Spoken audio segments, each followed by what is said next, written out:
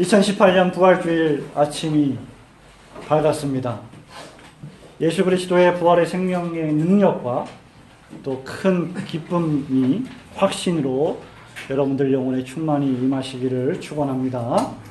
올해 부활주일에는 바울이 에베소 교회에 쓴 편지 가운데 우리가 너무나 잘 알고 있는 에베소서 2장 4절부터 7절 말씀을 본문으로 그리스도와 함께 살리라는 제목으로 함께 은혜 나누기를 소원합니다. 그리스도의 부활의 생명이 큰 능력으로 우리에게 계속 유지되려면 어떻게 해야 할까요? 예수 그리스도께서 죽으셨다가 다시 살아나셨고 우리는 그것을 믿는 사람들인데 그것을 믿는 우리들의 마음속에 예수의 부활의 능력과 생명이 충만할 텐데 그 생명의 능력이 충만하려면 우리는 두 가지를 생각해 보아야 합니다.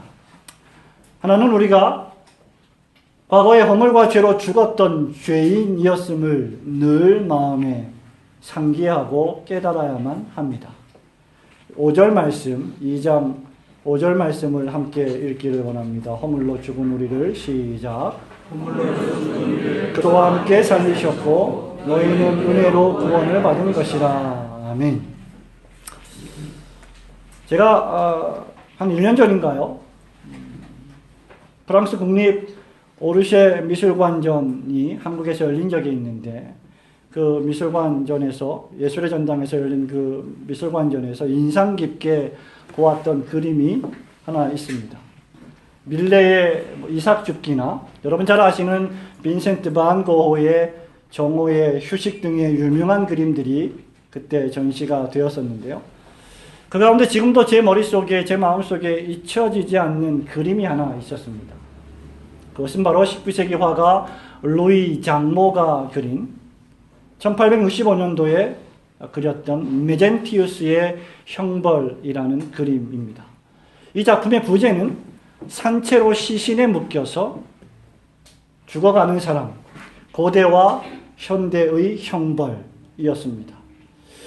이 작품 여러분 잘 아시는 대로 베르길리우스의 서사시 아에네이스에 묘사된 고대 형벌의 집행 과정을 참고하여 그린 그림이라고 합니다. 여러분 그 그림을 보신 분도 계실 테고 보시지 않은 분도 계실 텐데 한번 상상해 보시기 바랍니다. 이미 죽어서 그 피부의 색이 보랏빛으로 물들어가는 죽어가는 사람이 아닌 죽어버린 사람과 살아있는 아직도 생기가 있는 사람이 함께 묶여져 있어서 죽어가고 있는 그 모습을 한번 상상해 보시기 바랍니다.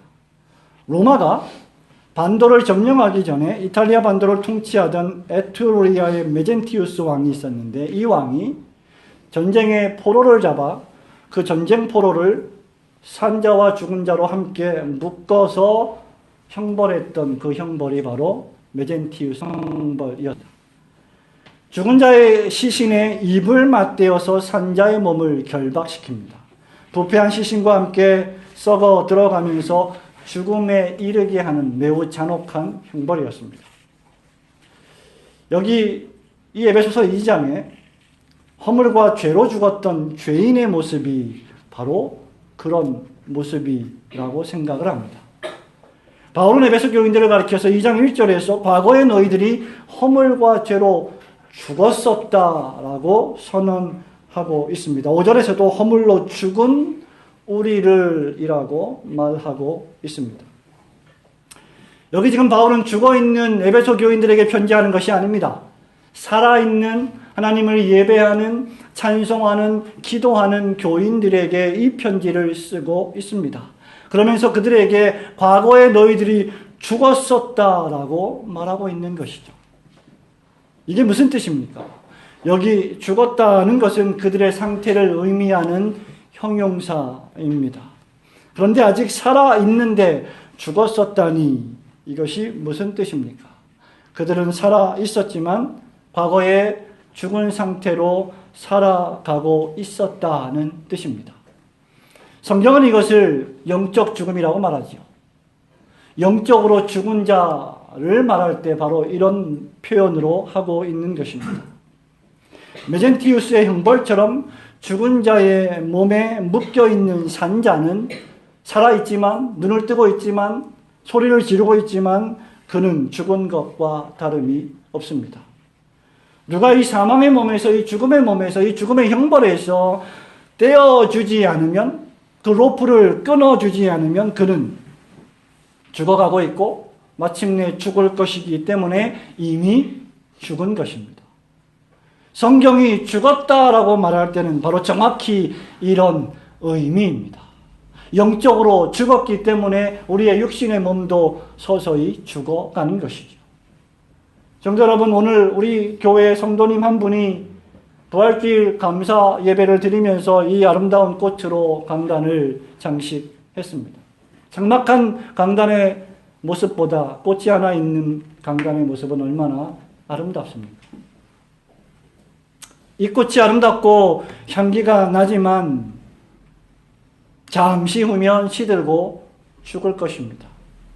왜냐하면 이 꽃이 우리가 늘 요한복음 말씀에서 생각해 보았지만 나무에 붙어 있지 않고 나무처럼 보이는 스티로폼에 꽂혀 있기 때문이죠. 말하자면 생명의 근원에서 떨어져 나갔기 때문에 죽어가고 있는 것입니다. 아니, 죽었기 때문에 죽어가고 있는 것이죠. 죄인이 바로 정확히 이와 같습니다. 그래서 스스로는 전혀 다시 살 수 있는 능력도 생명력도 지혜도 없는 것입니다. 세상에 많은 사람들이 지혜롭게 살아간다고 말하지만 사실은 그들은 다 죽음에 이르는 지혜만 갖고 있는 것이죠. 육적으로는 살아가고 있지만 영적으로는 죽은 것입니다. 영적으로 죽었기 때문에 육적으로도 죽어가고 있는 것입니다.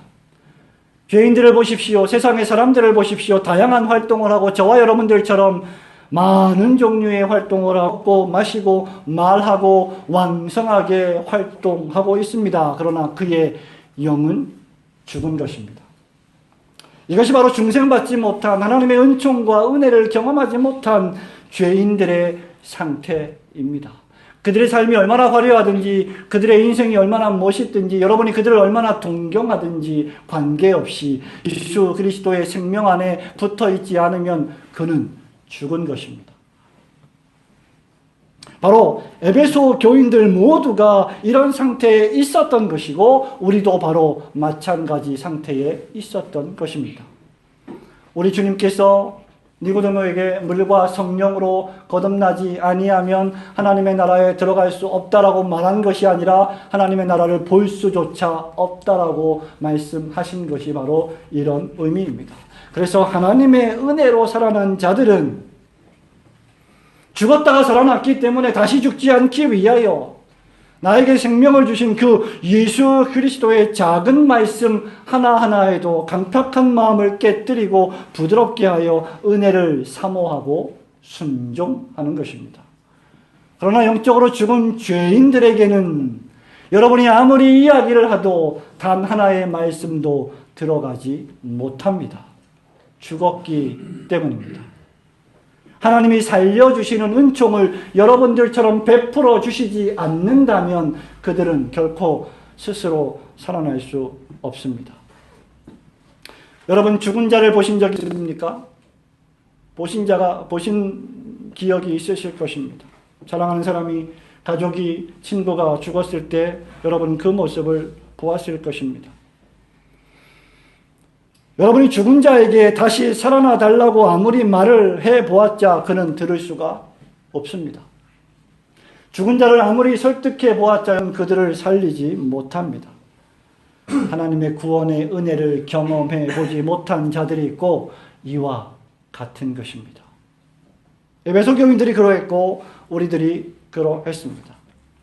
영적으로 죽은 자들도 예배당 안에서 예배드릴 수 있고 기도를 흉내낼 수도 있지만 그들은 진정으로 그렇게 하는 것이 아닙니다. 왜냐하면 그들은 죽었기 때문입니다.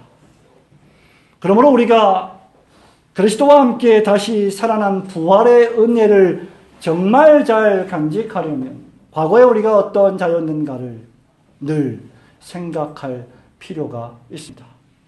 과거에 우리는 허물과 죄로 죽었던 자임을 기억하셔야만 합니다. 그렇기 때문에 이 말씀은 다시 한번 우리에게 우리가 죽음 가운데서 우리를 살려주신 하나님의 은혜를 깨닫게 해주는 강력한 도구가 되고, 그럴 때만이 예수 그리스도의 부활의 생명과 능력이 우리의 마음의 감사로 자리 잡게 될 것입니다. 4절, 5절, 6절을 다시 한번 읽기를 원합니다. 긍휼히 시작. 긍휼이 풍성하신 하나님이 우리를 사랑하신 그 큰 사랑을 인하여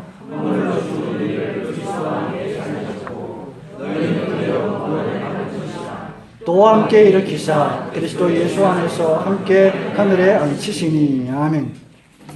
말씀드린 바와 같이 우리 마음속에 부활의 생명을 잘 간직하려면 바로 이 허물과 죄로 죽은 우리를 살려주신 하나님의 은혜의 깊이와 넓이와 높이가 어떠한 것인가를 늘 생각하고 말씀을 통하여 묵상하고 기도를 통하여 곱씹어야 할 것입니다. 바울은 죽었던 우리를 계속 죽음의 상태에 내버려 두지 아니하시고 살리셨다, 살리셨다, 살리셨다라고 선언하고 있습니다. 바울은 죽었던 우리를 그리스도와 함께 살리셨다라고 말씀합니다. 그런데 5절만 보면 주어가 보이지 않습니다. 누가 여러분을 살리셨습니까? 여러분 스스로 살아난 것입니까? 여러분의 몸에 어떤 생명력이 있었기 때문에 살아난 것입니까? 그렇지 않습니다. 4절에 보면 우리를 살리신 분은 천지 만물을 치료하신 전능하신 하나님, 우리 아버지이십니다. 하나님께서 죽은 죄라고 하는 사망에 묶여있는 우리를 풀어서 구원해 주셨다는 말입니다.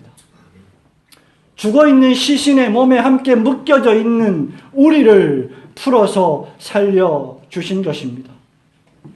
나무에서 잘려져 버린 말라 비틀어져 가는 우리들을 다시 나무에 붙여주셔서 잎사귀를 내고 아름다운 열매를 맺게 하시고 꽃을 피우게 하신 분이 바로 하나님이십니다. 하나님께서 왜 그렇게 하셨을까요? 본문에는 오직 한 가지 이유가 두 가지 단어로 묘사되어 있습니다. 그것은 바로 긍휼과 은혜입니다.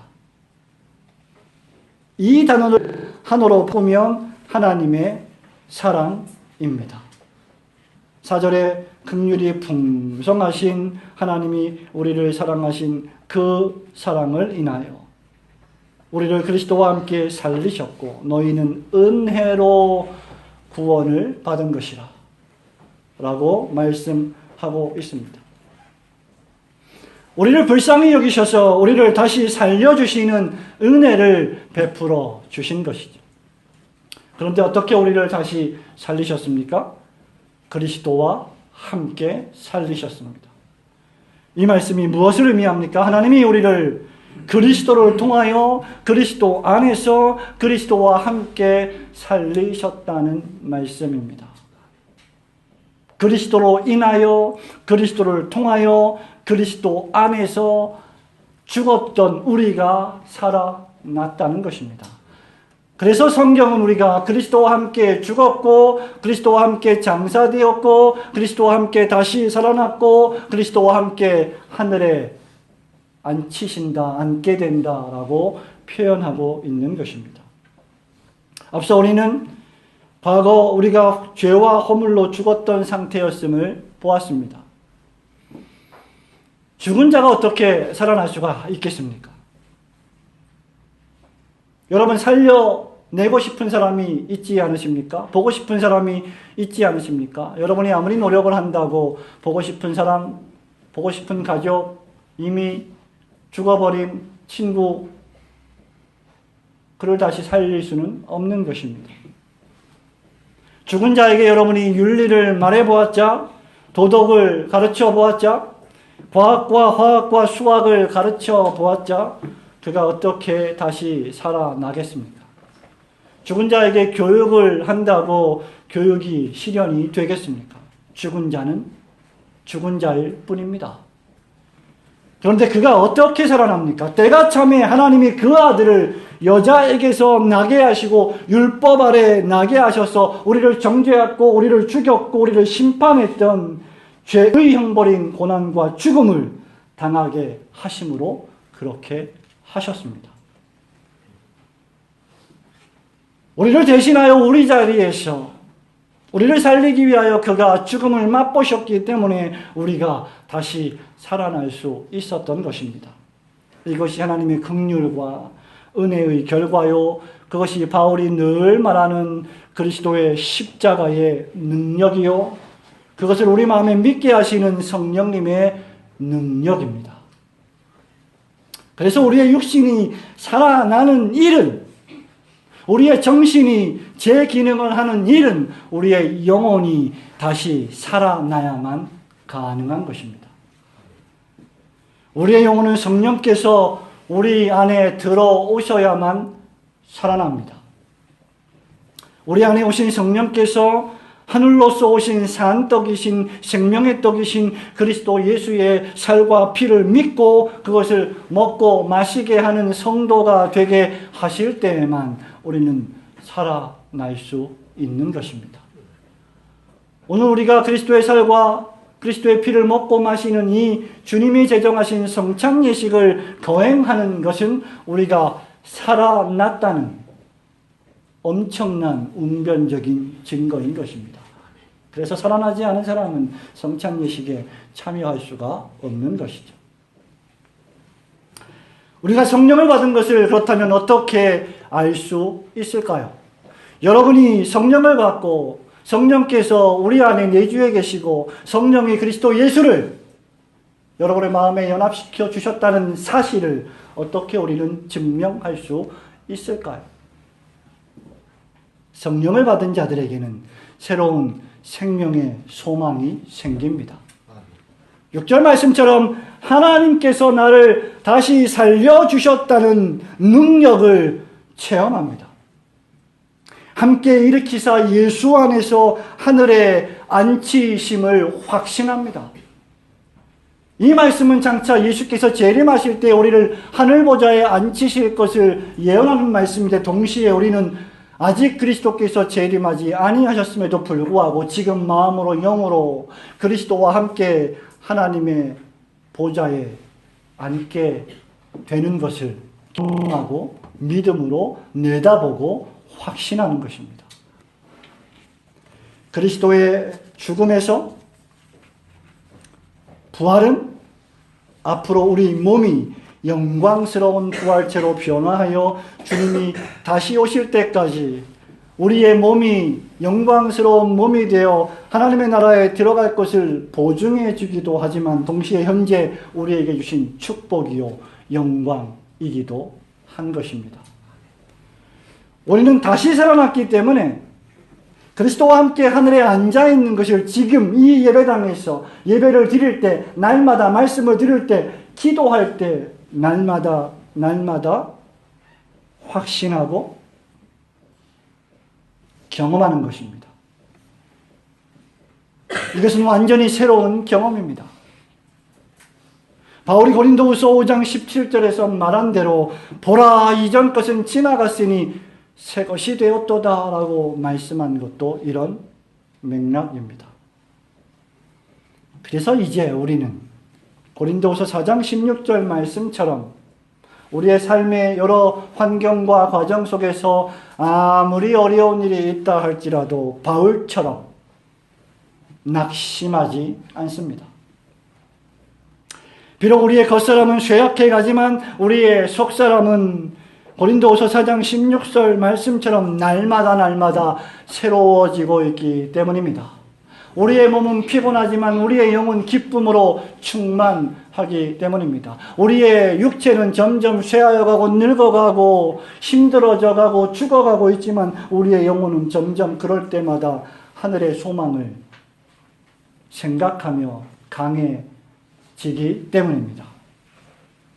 여러분, 이것은 살아난 사람만이 경험할 수 있는 축복입니다. 예를 들어서 여기 지금 죽은 자들의 모임이 있다고 생각해 보십시오. 다 죽었습니다. 다 죽었는데 그 중에 한 사람만이 하나님의 은혜로 죽음에서 다시 살아나서 내가 살아났다는 것을 간증한다고 생각해 보십시오. 그가 살아나서 보고, 그가 살아나서 다시 듣고, 그가 살아나서 다시 경험하는 모든 것들을, 그 모든 축복들을 아무리 죽은 자들의 귀에 대고 말한다 한들 그들은 듣지 못합니다. 죽었기 때문이죠. 그러므로 부활의 축복은 오직 하나님의 긍휼과 은혜를 받은 자들만이 누리는 축복입니다. 그러므로 살아난 우리들은, 살아난 여러분은 왜 다른 사람을 살리시지 않느냐라고 토기장이 주인 되신 하나님께 항변할 것이 아니라 나를 살려주신, 나를 불쌍히 여겨주신 그 하나님 감사합니다 라고 은혜의 고백을 해야 할 것입니다. 여러분, 에베소서는 여러분 잘 아시는 대로 교회론입니다. 그 교회론의 토대와 기초는 바로 전에 허물과 죄로 죽었던 우리를 다시 살려주심으로 새로운 생명으로, 새로운 사명으로, 새로운 삶으로 살아가게 하신 사람들의 공동체입니다. 그러므로 우리는 새로 살아난 사람들의 생명을 드러낼 필요가 있습니다. 아니, 그것은 우리가 열심히 드러내야 하기도 하지만 우리가 그렇지 않다 하더라도 우리 안에서 그 생명이 있다면 그 생명 자체가 우리를 통하여 드러나게 될 것입니다. 사랑하는 성도 여러분, 말씀을 맺습니다. 하나님이 어떻게 우리를 살리셨습니까? 바울은 7절에서 우리를 살리신 방법과 우리를 살리신 이유까지, 목적까지 말씀하고 계십니다. 7절 말씀 다 함께 읽기를 원합니다. 이는 시작.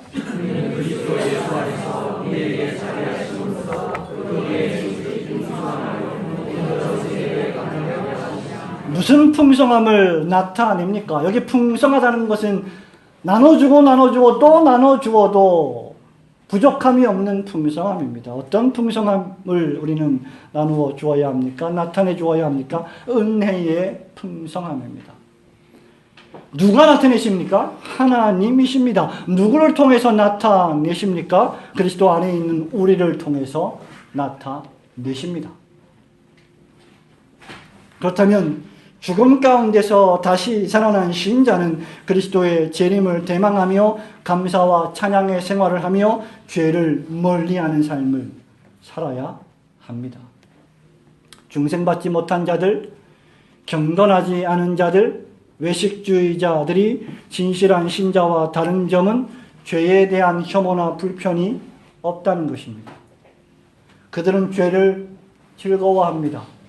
죄를 적극 환영합니다. 죄를 즐깁니다. 그러나 다시 살아난 신자는 그런 삶을 불편해합니다. 하나님의 이름을 망령되이 일컫는 자를 참아 볼 수가 없습니다.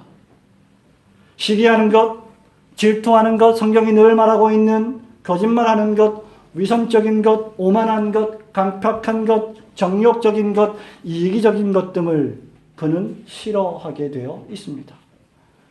교회 예배당 안에서 뿐만 아니라 세상에 살 때도 역시 마찬가지입니다. 생명을 얻은 성도는 그래서 사랑과 기쁨과 평화를 추구합니다. 그렇게 하기 위해서 오래 참고 자비를 나타내고 양손을 드러냅니다. 충성하고 온유하고 절제하는 편을 택합니다. 썩어지 구습을 쫓는 옛사람을 벗어버리고 의와 진리와 거룩함으로 지으심을 받은 새사람 입기를 좋아합니다. 이런 사람은 마치 죽어서 관 속에 들어갔다가 하나님의 은혜로 다시 살아난 사람과 같습니다. 다시 살아난 저와 여러분이 과거에 죽었을 때 죄와 사망의 노예로 매여 있을 때 했던 그런 말, 그런 행동들을 여전히 하고 있다면 그것은 다시 살아난 사람의 모습은 아닌 것입니다. 언제 죽었는지 관계없이 오랫동안 죽어서 관 속에 있었던 사람이 만약에 기적적으로 살아난다면 어떤 일이 벌어질까요? 여러분이 죽어서 여러분의 가족들이 장례를 치르고 여러분을 관에 잘 모셔서 무덤을 파고 땅속에 묻었다고 생각해 보십시오. 그런데 칠흑 같은 어두움 속에, 그 땅 속에, 그 관 속에, 그 좁디 좁은 그 관 속에 갇혀 있는 여러분이 기적적으로 나 죽지 않고 살아났소이다 라고 생각해 보십시오. 그 관 속에 여러분 편하겠습니까? 침침하고 습하고 어둡고 좁은 그것이 즐겁겠습니까? 관은 죽은 사람을 위한 장소입니다. 살아났다면 관뚜껑을 열고 나와야 합니다. 그는 관뚜껑을 열고 하나님이 창조하신 세상으로 나와 내가 살아났습니다. 하나님이 많은 긍휼과 은혜로 나를 살려주셨습니다. 나는 기쁩니다. 나는 즐겁습니다. 나는 감사로 살아갑니다. 라고 외칠 것입니다. 여러분이 그리스도와 함께 다시 살리심을 받으셨다면 이제 위의 것을 찾으시기를 축원합니다. 거기에는 그리스도께서 하나님 우편에 앉아 계십니다. 이제 우리 주님 잠시 잠깐 후에 다시 오셔서 우리를 둘째 부활에 참여하게 하실 때까지 오고 오는 모든 세대에 하나님이 여러분에게 하신 놀라운 일을 선포하시고 증거하시는 성도들이 되시기를 주님의 이름으로 축원합니다.